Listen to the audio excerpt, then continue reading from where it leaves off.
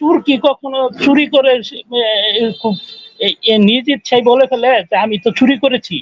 এটা ও দর্শক এবং যারা আলোচক আছেন তারা এটা বলবেন যে আসলে কি চোর কি কখনো স্বীকার করে কিনা, যেটা প্রধানমন্ত্রী বলেছেন যে ভোট চুরি করে ক্ষমতায় থাকা যায় না। যদি ওনারা ভোট চুরি করে থাকে তাহলে ওনারা কি স্বীকার করবে যে আমরা তো ভোট চুরি করেছি?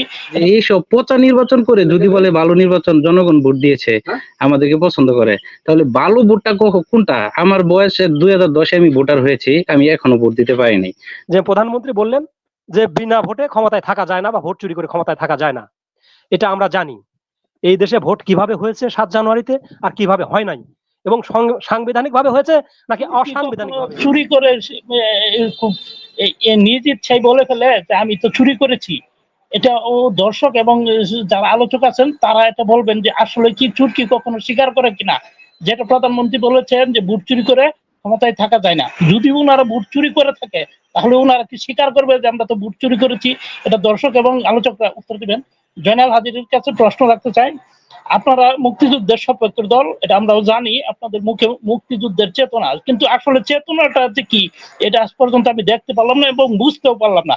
চেতনাটা ইদানিং কিছুটা বুঝতে পারতেছি মিয়ানমারের কর্মকাণ্ডে, এবং সেন্ট মার্টিন মনে হচ্ছে আপনাদের আমাদের বাংলাদেশ থেকে ছিনিয়ে নিতে পারবে মিয়ানমার, এবং ইন্ডিয়া যে বন্দুক তাক করে, ইন্ডিয়ার যে বিএসএফ আছে বন্দুক তাক করে আপনাদেরকে এই যে ভয়টা দেখাচ্ছে, এবং আপনাদের যে সেনাবাহিনী এবং চাকর বাহিনী যারা আছে তারা মাইকিং করে বলে দিচ্ছে যে আপনারা এখান থেকে সরে যান। তাহলে ইন্ডিয়া যদি আমাদের বাংলাদেশে ঢুকে বলে যায় আমরা তোমাদের দেশটা দখল করে নিলাম, তোমরা এখান থেকে চলে যাও, তখন আপনারা কি করবেন?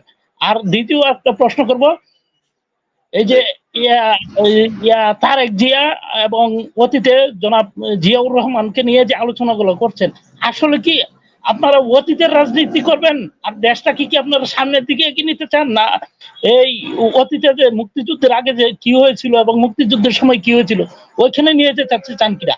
আপনাদের রাজনীতির চরিত্র কোনটা?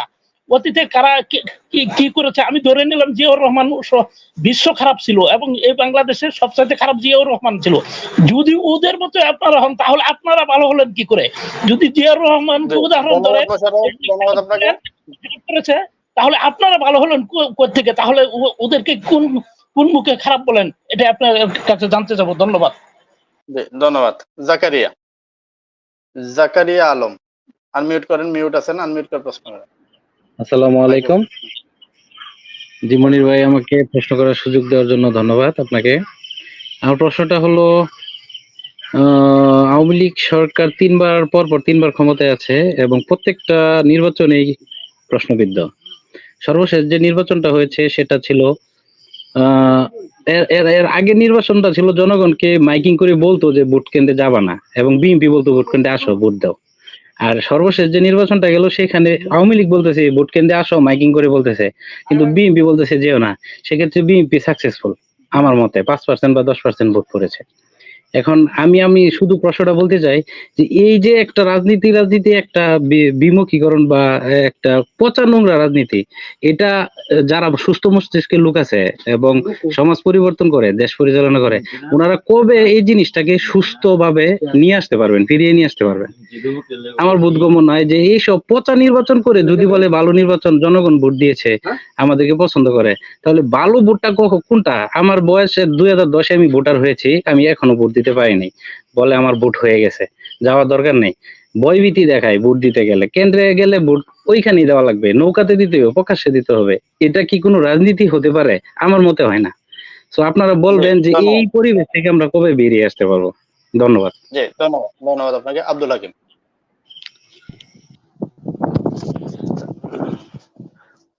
সম্মানিত সঞ্চালক এবং বিজ্ঞ আলোচকবৃন্দ, আসসালামু আলাইকুম। মনির ভাই, আজকের বিষয় যে ভোট চুরি করে ক্ষমতায় থাকা যায় না, আর এই বিষয়গুলো আলোচনায় আসলে বিএনপির একটা বিষয় চলে আসে এবং আওয়ামী লীগের আরেকটা বিষয় চলে আসে। তো মেজর আফসার আমিনী বলেছেন, আমিও একটু বলতে চাই।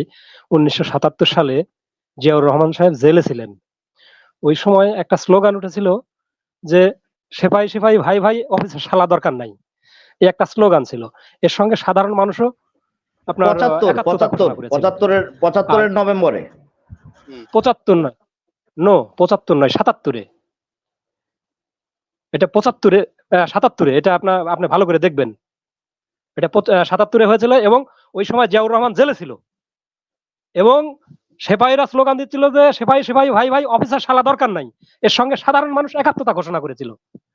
আর এই জেলের দায়িত্বে ছিল মেজর হাফিজউদ্দিন আহমেদ। ওখান থেকে ওনাকে নিয়ে এসে ক্ষমতায় বসালেন। তারপরে উনি 1979 সালে দল গঠন করলেন, করে বিএনপি দল গঠন করলেন এবং একটা হানা ভোট দিলেন, দিয়ে ক্ষমতায় থাকলেন 1981 সালের 30 মে পর্যন্ত। ওনাকে তো মেতে হত্যা করা হলো। এটা হচ্ছে সঠিক ইতিহাস, আমরা যেটা জেনেছি। এখন কে ওই সময় ক্ষমতায় থেকেছে, কে থাকেনি, কে কিভাবে এসেছে, এটা আজ থেকে মোটামুটি আপনার 40 বা 45 বছর আগে। আমাদের মূল লক্ষ্য হচ্ছে আজ থেকে আজকে কি হচ্ছে এবং আগামীতে কি হবে, সেই লক্ষ্য নিয়ে আমরা রাজনীতি না করে আমরা কেন 45 বছর পিছনে ফিরে যাই, যেখানে আগামীতে কি হবে। অর্থাৎ যেমন দেখেন 9 জুন ডলার পেট্রো ডলার একটা চুক্তি বাতিল হয়েছে আমেরিকার সঙ্গে। সৌদি আর সেই চুক্তি নবায়ন করতে চায় না। তারা চায় বহুমুখী অর্থনীতির সঙ্গে বিজনেস করতে, আগামীর দিকে লক্ষ্য করে। কিন্তু আমরা কি করি, 45 বছর পিছনে চলে যাই, যে 45 বছর পিছনে আমাদের কি ছিল আর কি ছিল না, কে কি করেছে সেটার দিকে। আমরা কেন আজ থেকে 15 বছর পরে, 20 বছর পরে আমাদের দেশের কি অবস্থা হবে, আমাদের ভবিষ্যৎ প্রজন্ম কিভাবে দেশে বসবাস করবে সেই দিকে লক্ষ্য না করে, আমি সংক্ষিপ্ত করবো মনির ভাই, একটু সময় দিন, এই না করে আমরা অতীতের ইতিহাস নিয়ে ঘাটতে থাকি। হ্যাঁ, ইতিহাস আমাদেরকে জানতে হবে। ইতিহাস এজন্যই পড়া হয় যেন অতীতের ঘটনার পুনরাবৃত্তি না ঘটে, এই জন্য আমরা ইতিহাস পড়বো। কিন্তু অতীতে যে ঘটনাগুলো ঘটেছে সেই বিষয়কে বাস্তবায়ন করার জন্য নয়। এখন যে প্রধানমন্ত্রী বললেন যে বিনা ভোটে ক্ষমতায় থাকা যায় না বা ভোট চুরি করে ক্ষমতায় থাকা যায় না, এটা আমরা জানি। এই দেশে ভোট কিভাবে হয়েছে 7 জানুয়ারিতে আর কিভাবে হয় নাই, এবং সাংবিধানিক ভাবে হয়েছে নাকি অসাংবিধানিক ভাবে হয়েছে, এটা আমরা সকলেই জানি। কিন্তু বিপ্লব হাজারী ভাই, উনি যেভাবেই ক্ষমতায় থাকুক না কেন, যেভাবেই ক্ষমতায় আসুক না কেন, উনি কিন্তু আমরা মাননীয় প্রধানমন্ত্রী বলে চেয়ারটাকে। এখন দেখেন এই 4 জুন ইন্ডিয়াতে নির্বাচনী ফলাফল ঘোষণা করা হলো, উনি আগে গেলেন, কিন্তু ইন্ডিয়ার একটা পত্রিকা তাকে এই ইন্ডিয়ার মুখ্যমন্ত্রী বললো।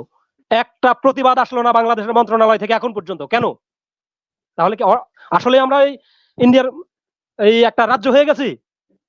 এখন দেখেন এই আপনি একটা ট্রোল করেছিলেন মনির ভাই, হ্যাঁ শেষ করছি, 10 সেকেন্ড, আমি 10 সেকেন্ডে শেষ করছি ভাই, আমি 10 সেকেন্ডে শেষ করছি।